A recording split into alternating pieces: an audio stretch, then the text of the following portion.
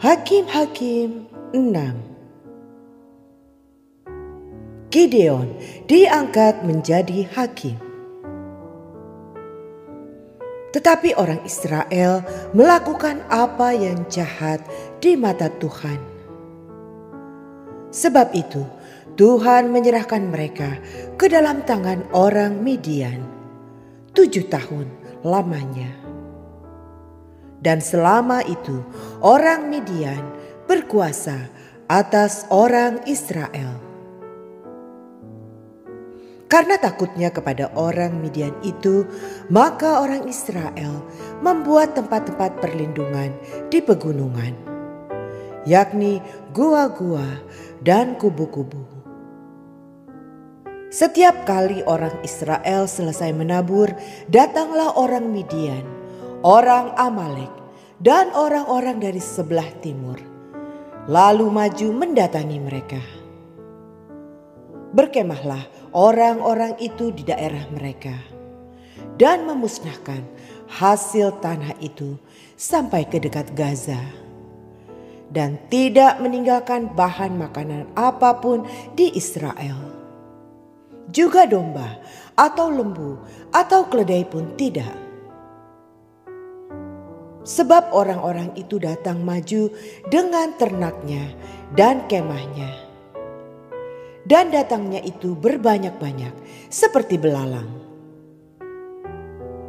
Orang-orangnya dan unta-untanya tidak terhitung banyaknya. Sekaliannya datang ke negeri itu untuk memusnahkannya. Sehingga orang Israel menjadi sangat melarat oleh perbuatan orang Midian itu.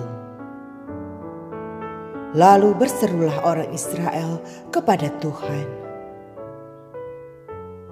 Ketika orang Israel berseru kepada Tuhan karena orang Midian itu, maka Tuhan mengutus seorang nabi kepada orang Israel yang berkata kepada mereka, "Beginilah firman Tuhan, Allah Israel.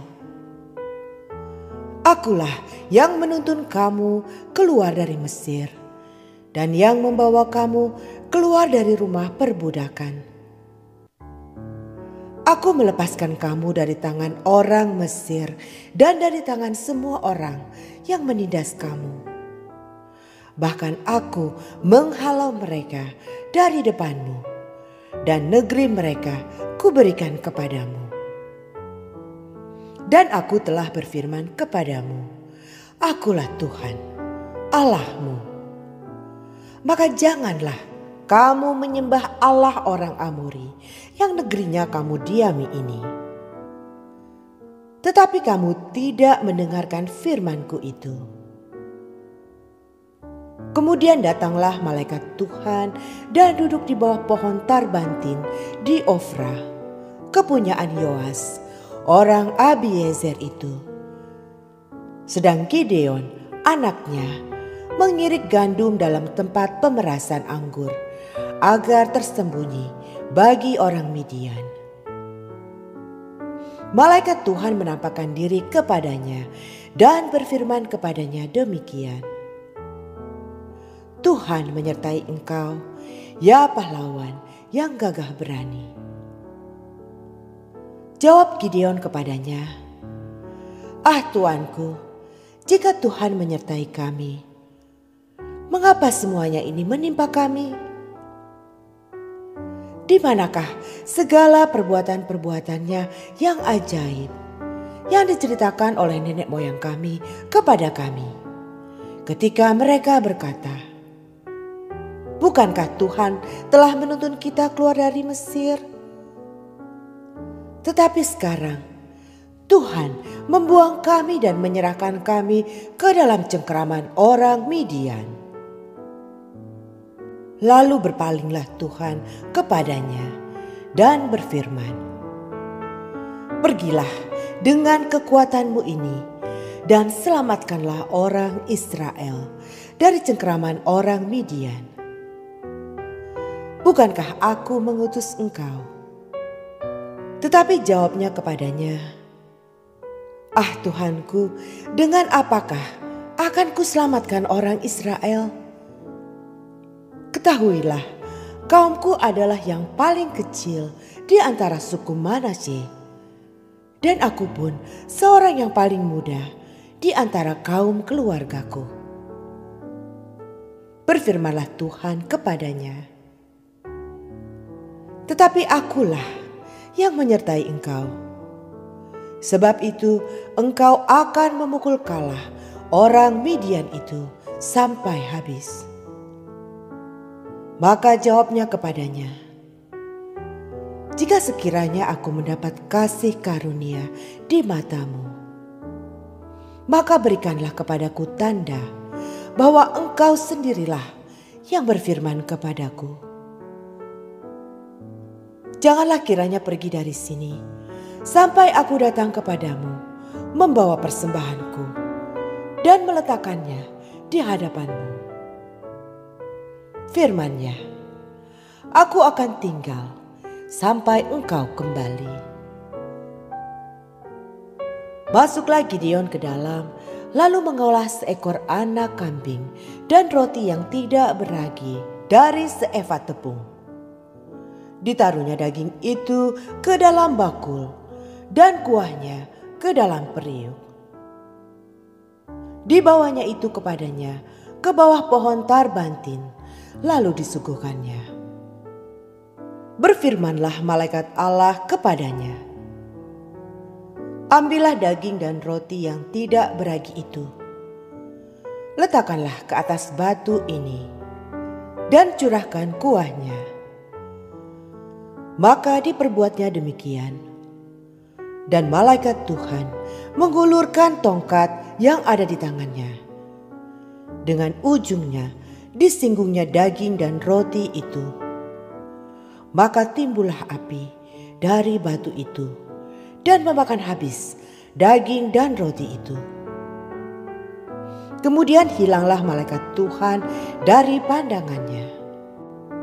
Maka tahulah Gideon bahwa itulah malaikat Tuhan. Lalu katanya, "Celakalah aku, Tuhanku Allah, sebab memang telah kulihat malaikat Tuhan dengan berhadapan muka."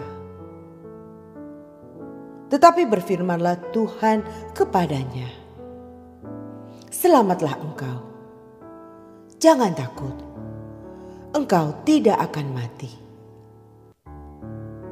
Lalu Gideon mendirikan mezbah di sana bagi Tuhan dan menamainya, "Tuhan itu keselamatan." Mezbah itu masih ada sampai sekarang di Ofra, kota orang Abiezer. Pada malam itu juga Tuhan berfirman kepadanya, "Ambillah seekor lembu jantan kepunyaan ayahmu, yakni lembu jantan yang kedua, berumur 7 tahun. Runtuhkanlah mezbah Baal kepunyaan ayahmu, dan tebanglah tiang berhala yang di dekatnya. Kemudian dirikanlah mezbah bagi Tuhan Allahmu di atas kubu pertahanan ini dengan disusun baik. Lalu ambillah lembu jantan yang kedua dan persembahkanlah korban bakaran dengan kayu tiang berhala yang akan kau tebang itu." Kemudian Gideon membawa 10 orang hambanya, dan diperbuatnyalah seperti yang difirmankan Tuhan kepadanya. Tetapi karena ia takut kepada kaum keluarganya dan kepada orang-orang kota itu untuk melakukan hal itu pada waktu siang, maka dilakukannya pada waktu malam. Ketika orang-orang kota itu bangun pagi-pagi, tampaklah telah dirobohkan mezbah Baal itu. Telah ditebang tiang berhala yang di dekatnya, dan telah dikorbankan lembu jantan yang kedua di atas mezbah yang didirikan itu. Berkatalah mereka seorang kepada yang lain, "Siapakah yang melakukan hal itu?" Setelah diperiksa dan ditanya-tanya, maka kata orang, "Gideon bin Yoas, dialah yang melakukan hal itu." Sesudah itu berkatalah orang-orang kota itu kepada Yoas, "Bawalah anakmu itu keluar. Dia harus mati, karena ia telah merobohkan mezbah Baal, dan karena ia telah menebang tiang berhala yang di dekatnya." Tetapi jawab Yoas kepada semua orang yang mengerumuninya itu, "Kamu mau berjuang membela Baal? Atau kamu mau menolong dia? Siapa yang berjuang membela Baal akan dihukum mati sebelum pagi. Jika Baal itu Allah, biarlah ia berjuang membela dirinya sendiri setelah mezbahnya dirobohkan orang." Dan pada hari itu diberikan oranglah nama Yerubbaal kepada Gideon, karena kata orang, "Biarlah Baal berjuang dengan dia," setelah dirobohkannya mezbahnya itu. Seluruh orang Midian dan orang Amalek dan orang-orang dari sebelah timur telah berkumpul bersama-sama. Mereka telah menyeberang dan berkemah di lembah Yizreel. Pada waktu itu Roh Tuhan menguasai Gideon. Ditiupnyalah sangkakala dan orang-orang Abiezer dikerahkan untuk mengikuti dia. Juga dikirimnya pesan kepada seluruh suku Manasye, dan orang-orang ini pun dikerahkan untuk mengikuti dia. Dikirimnya pula pesan kepada suku Asyer, Zebulon, dan Naftali. Dan orang-orang ini pun maju untuk menggabungkan diri dengan mereka. Kemudian berkatalah Gideon kepada Allah,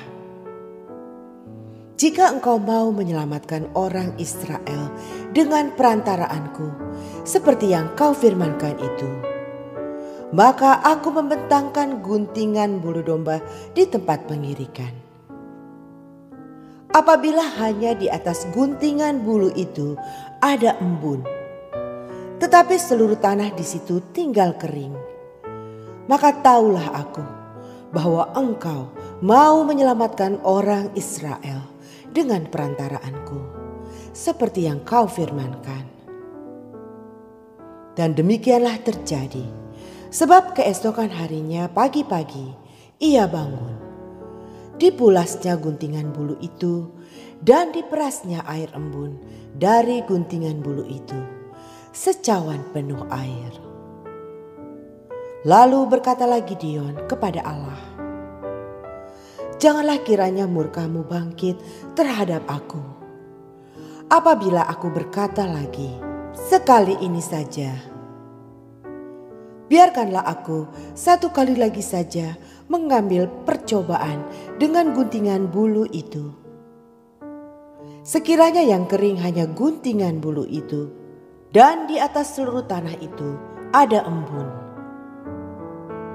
Dan demikianlah diperbuat Allah pada malam itu, sebab hanya guntingan bulu itu yang kering, dan di atas seluruh tanah itu ada embun.